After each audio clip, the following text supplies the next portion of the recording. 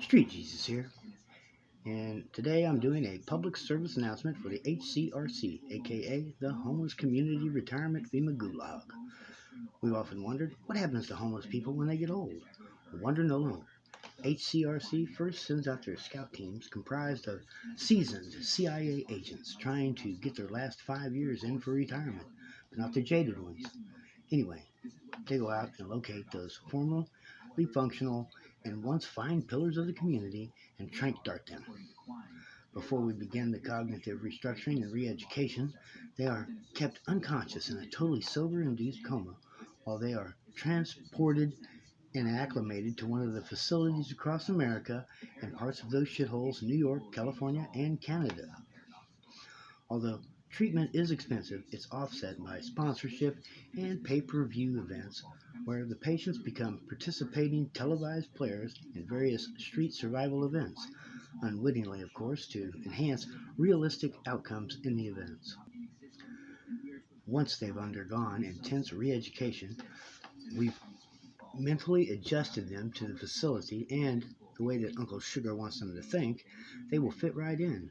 We have psychologically stimulating events like, "Come on, man, let me hold a dollar," where we post the retiree outside of a liquor store to see how much change he can collect in under 30 minutes. Then there is, "Whoa, shut up. You didn't fucking hear that?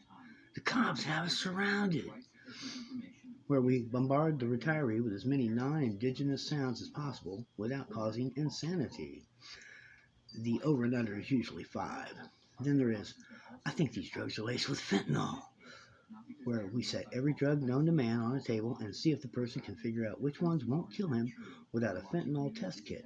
But let's not forget the fan favorite 96 hours, where the junkie retirees wait each other out to see who passes out first, gets all their shit stolen, and then is sexually assaulted by hardened sex offenders. To make sure they stay healthy for a long and entertaining career, we have physical endurance events as well. There is hide and go tweak, where you refuse to share your drugs and do your best to get high and hide from your friends who have always shared their drugs with you. It's a true junkie favorite. And there's Soma Shuffleboard, and we also have Cash, Grass, or Ass, Bitch. Nobody gets high for free, where the participants move through the city with a sack of drugs, seeing who can get laid with the smallest amount of drugs dispensed. We've got Chase a Bus. The driver laughs and you fall down.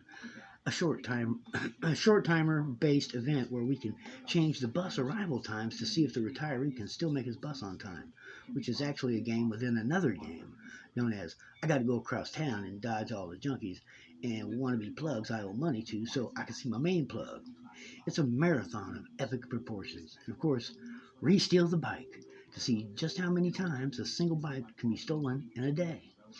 And then there's whippet walking, where the junkie does a double quad whippet and tries to walk.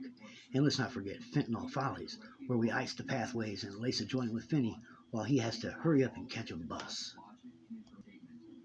Also provided is daily gang stalking, because a good mystery of wondering who the fuck is following them will keep their memory and other cognitive skills as sharp as a razor, as well as the physical health benefits of trying to shake their stalkers, who have CIA grade surveillance tools and intel.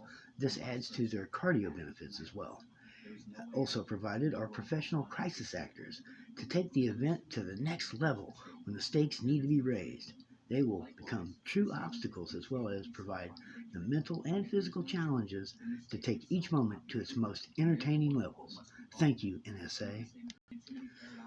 To enhance having all these splendid activities to make them want to live a long and healthy life, we make sure that they have more cardio in the first hour of their day than most amateur athletes get in their entire day. We have many sideshows, helpful circumstances that we set up to help the retiree.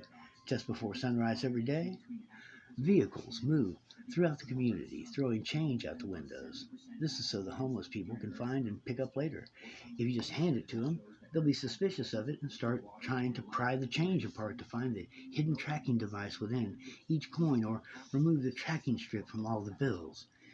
In various trash dumpsters, we also place slightly broken but easy to repair valuables, so the retiree has tweak projects to never finish.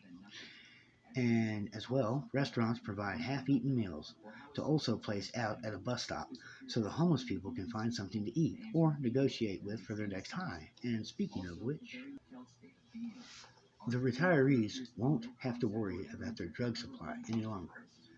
And droughts are a thing of the past since the CIA and NSA partnered with the DEA and the FBI and started the government drug supply program so the government can conduct their drug effect studies to further brainwashing capabilities on live humans directly in a semi-clinical environment, as opposed to that willy-nilly cowboy shit that they've been doing for decades.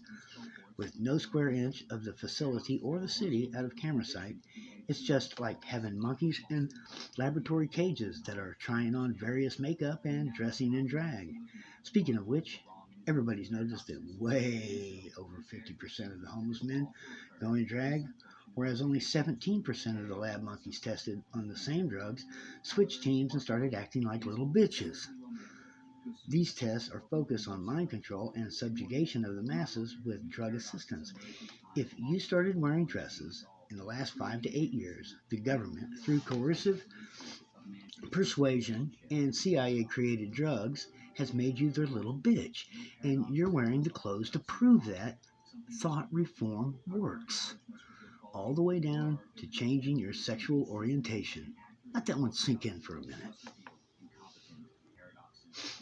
So you can't tell me that they aren't engineering the drug supplies to affect emotional, psychological, physiological aspects of normal, healthy men this radically. And we know this because 10 years ago, we didn't have half, or we didn't have 1/20th of the number of men out here today wishing that something would happen so that they could feel pretty inside and out. Oh, that's right, I said it. If you started wearing dresses in the past 5 to 8 years, but didn't in your previous 15, 25, 35 years, the government, through employment of menticide brainwashing, has made you their little bitch, and you're wearing the clothes to prove it. You're the CIA's favorite joke and the proof they needed to justify their hard work in developing effective brainwashing. But I drifted.